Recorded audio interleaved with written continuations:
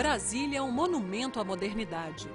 Um sonho de séculos que se tornou realidade pelas mãos de um dos políticos brasileiros mais carismáticos de todos os tempos, Juscelino Kubitschek de Oliveira. No ano de 1902, nasce Juscelino, de família pobre, em Diamantina, Minas Gerais. Adolescente, estuda num seminário. Mais tarde, se emprega como telegrafista, profissão que exerce até se formar médico em Belo Horizonte, no ano de 1927.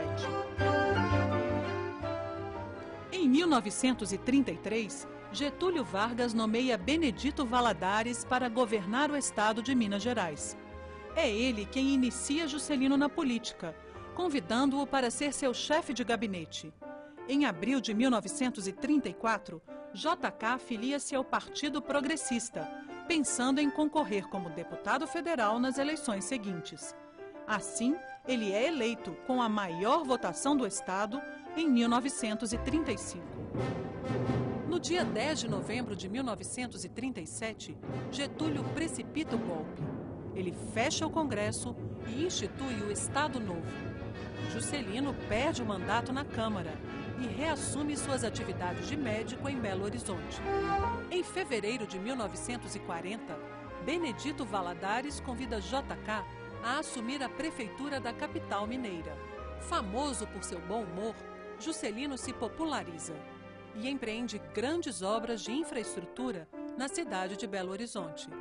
Amplia redes de água e esgoto, abre avenidas e constrói o conjunto arquitetônico da Pampulha, projeto de Oscar Niemeyer. Getúlio Vargas é deposto em 29 de outubro de 1945 e Juscelino é afastado da prefeitura. Nas eleições de dezembro, Eurico Gaspar Dutra é eleito presidente da República.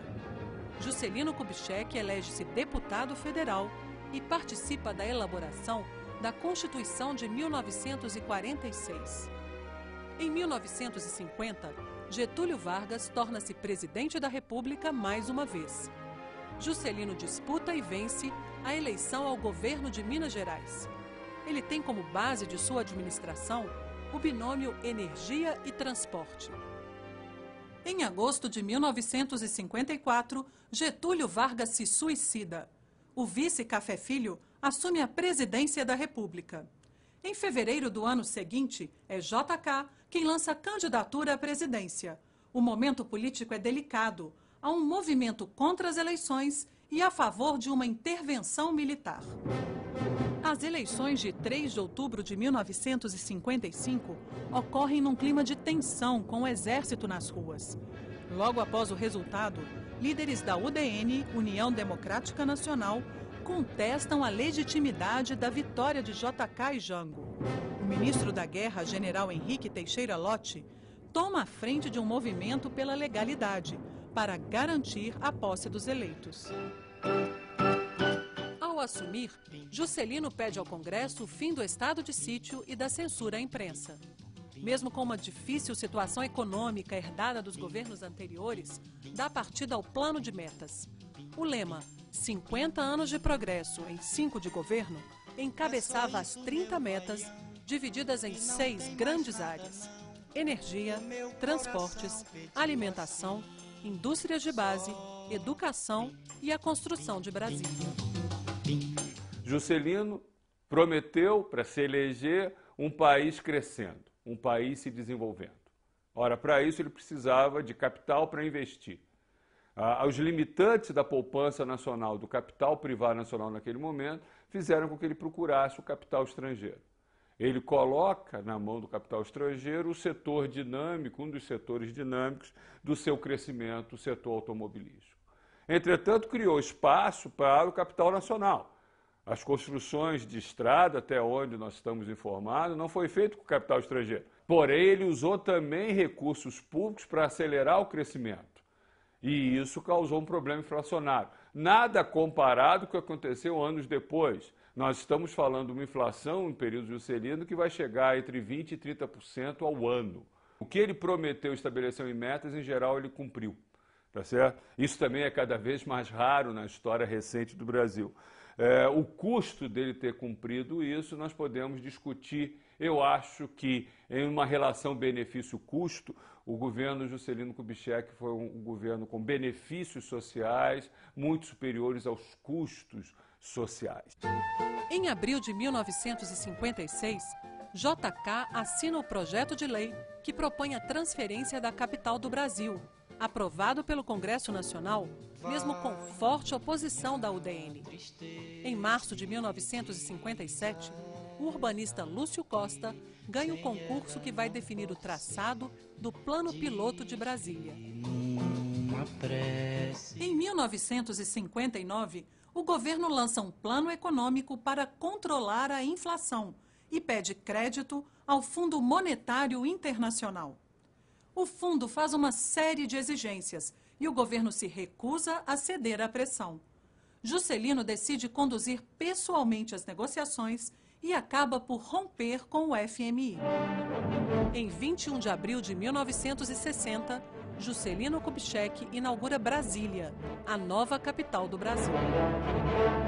Sonho dos Inconfidentes de 1799 tem nesta realização de 1960 a sua etapa derradeira, pois agora encontra o Brasil o seu verdadeiro destino e poderá caminhar mais solidamente para a completa emancipação. Se você disser que eu desafio. Em outubro de 1960, apoiado pela UDN, Jânio Quadros chega à presidência da República com ampla vantagem de votos.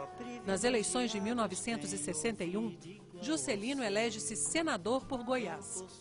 Poucos meses depois, Jânio renuncia e Jango assume a presidência. Em 64, um golpe depõe Goulart. Uma junta militar assume o poder. Castelo Branco pretende concorrer às eleições presidenciais e Juscelino decide apoiá-lo a princípio. Porém, com a promulgação do Ato Institucional número 1, JK entra na lista de parlamentares ameaçados de cassação. 2 meses depois, ele perde o mandato e os direitos políticos por 10 anos. Juscelino parte para um exílio voluntário na Europa. As pessoas de bom senso o que queriam? Queriam que isso não se agravasse mais ainda, né? E que o Brasil tivesse uma abertura, um caminho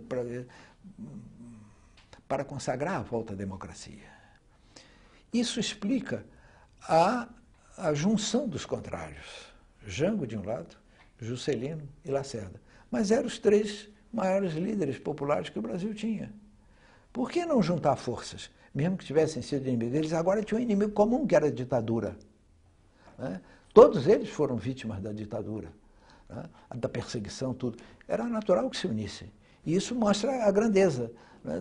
Mais uma vez, do Juscelino, do Jango também, que se uniu com o indivíduo que mais os atacou. Eles esqueceram tudo isso, fizeram frente ampla. Evidentemente, com a reação do governo, isso não prosperou.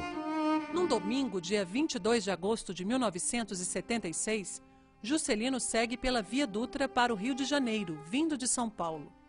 O carro em que está é atingido por um ônibus. Desgovernado, atravessa o canteiro central e bate de frente em uma carreta. Mais de 60 mil pessoas deram o último adeus a JK. Na marcha de 15 quilômetros até o cemitério Campo da Esperança, em Brasília, se confundiam lágrimas, palmas e vivas. Na presidência da República, Juscelino industrializou o país e possibilitou um desenvolvimento nunca visto antes.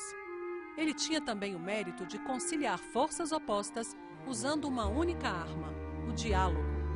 Apesar de todas as crises que enfrentou, nunca deixou de ser um grande democrata. Por tudo isso, Juscelino Kubitschek é um dos construtores do Brasil.